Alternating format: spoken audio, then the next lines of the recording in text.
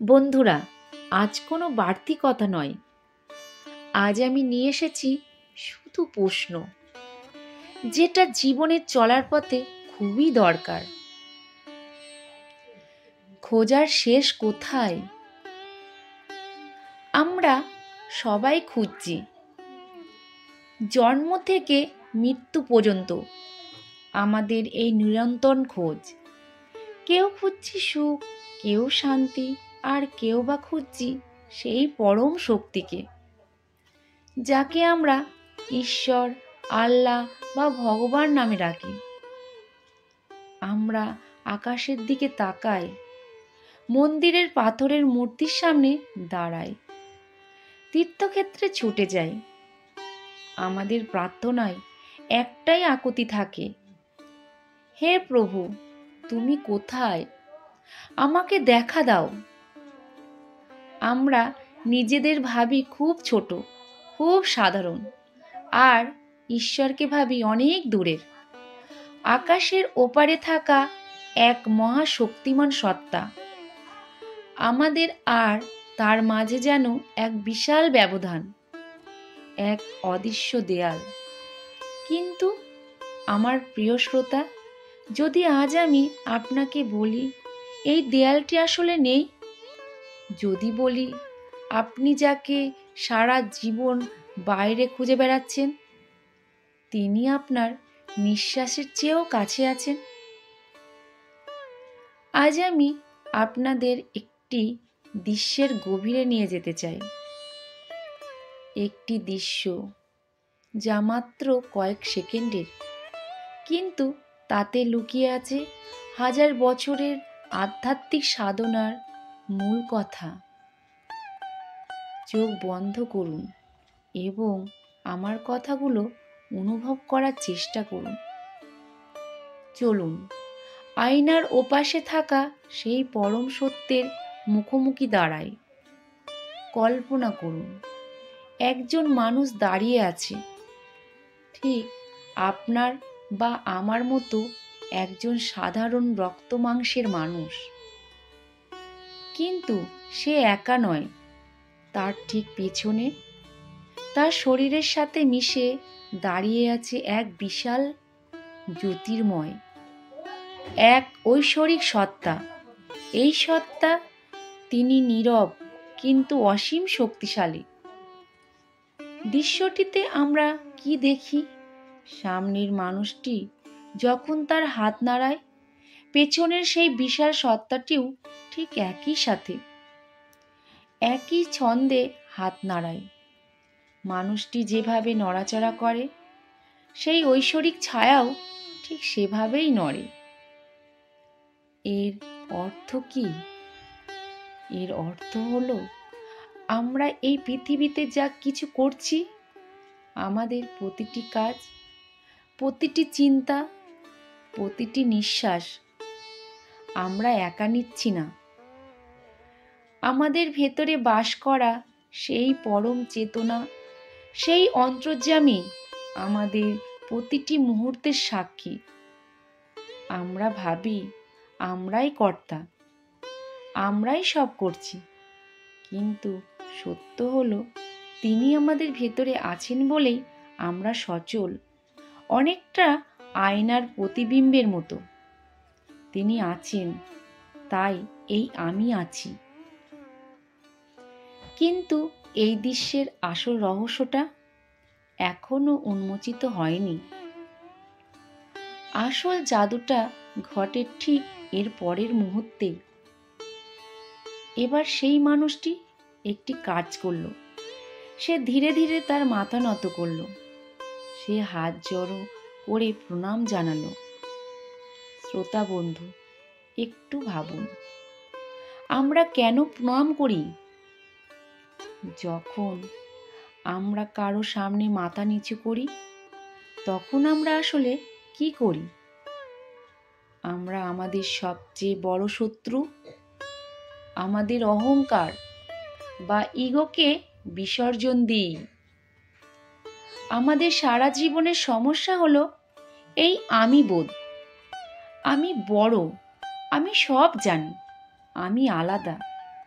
এই অহংকারই সেই দেয়াল যা আমাদের ঈশ্বর থেকে আলাদা করে রাখে। দৃশ্যটিতে যখনই মানুষটি ভক্তিভরে মাথা নত করল, সে আসলে তার সেই ক্ষুদ্র আমিকে পরমেশ্বরের পায়ে সমর্পণ করে দিল। সে বলল, প্রভু, আমি কিছুই নই, তুমিই সব। এটি শুধু শরীরের মাথা নোয়ানো নয়, এটি মনের সম্পূর্ণ আত্মসমর্পণ। আর যখনই এই আত্মসমর্পণ সম্পূর্ণ হলো, ঠিক তখনই ঘটল সেই অভাবনীয় ঘটনা। যখন মানুষটি মাথা নত করল, তখন সেই বিশাল, অসীম, শক্তিশালী ঐশ্বরিক সত্তাটিও পাল্টা মাথা নত করল মানুষটির চরণে। এটা কি করে সম্ভব? যিনি সমগ্র ব্রহ্মাণ্ডের মালিক, যিনি সর্বশক্তিমান, তিনি কেন একজন সাধারণ মানুষের কাছে মাথা নত করবেন? তিনি তো আশীর্বাদ করবেন, মাথায় হাত রাখবেন, কিন্তু তিনি উল্টে প্রণাম করছেন কেন? এখানেই লুকিয়ে আছে ভারতীয় দর্শনের সবচেয়ে গভীর সত্য, অদ্বৈত। যখন ওই বিশাল সত্তাটি পাল্টা প্রণাম করছে, তখন ঈশ্বর আসলে একটি বার্তা দিচ্ছেন। তিনি বলছেন, হে মানব, তুমি যখন তোমার ক্ষুদ্র অহংকার ত্যাগ করলে, তখন তোমার আর আমার মধ্যে আর কোনো পার্থক্য রইল না।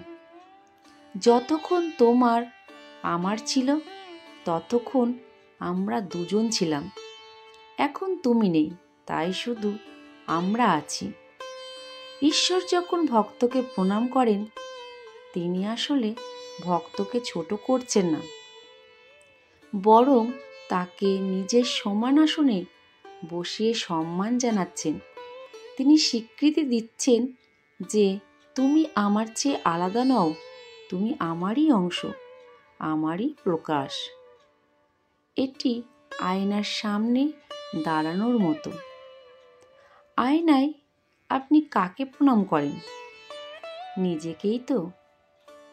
যখন পর্দা সরে যায়, তখন ভক্ত আর ভগবানের ভেদ মুছে যায়। তখন বোঝা যায় যে প্রণাম করছে আর যাকে প্রণাম করা হচ্ছে, তারা আসলে একই সত্তার এপিঠ ওপিঠ। তাই আমার প্রিয় আত্মন, আমরা সারা জীবন যে ভুলটা করি, তা হলো আমরা ঈশ্বরকে আমাদের থেকে আলাদা ভেবে এসেছি। এই আলাদা ভাবাই আমাদের সমস্ত দুঃখ, ভয় এবং একাকিত্বের কারণ। সেই ছোট্ট দৃশ্যটি আমাদের চোখে আঙুল দিয়ে দেখিয়ে দিল। যেমন সমুদ্রের ঢেউ সমুদ্র থেকে আলাদা নয়, ঠিক তেমনই আমাদের আত্মাও সেই পরমাত্মা থেকে আলাদা নয়। পরের বার যখন আপনি প্রার্থনা মাথা নত করবেন, চোখ বন্ধ করবেন, তখন মনে রাখবেন, আপনি কোনো দূরবর্তী আকাশী সত্তার সামনে মাথা নত করছেন না। আপনি মাথা নত করছেন আপনার নিজেরই ভেতরে থাকা সেই পরম সত্যের কাছে। আপনার ভক্তি, আপনার ভালোবাসা সবই সেই আয়নার মতো ফিরে আসছে আপনারই কাছে। বাইরের খোঁজ এবার একটু কমান, একবার নিজের ভেতরের দিকে তাকান। নিজের অহংকারের পর্দাটা একবার সরিয়ে দেখুন। হয়তো দেখবেন আপনি যাকে যুগ যুগ ধরে খুঁজছেন, তিনি আপনার দিকে তাকিয়ে হাসছে।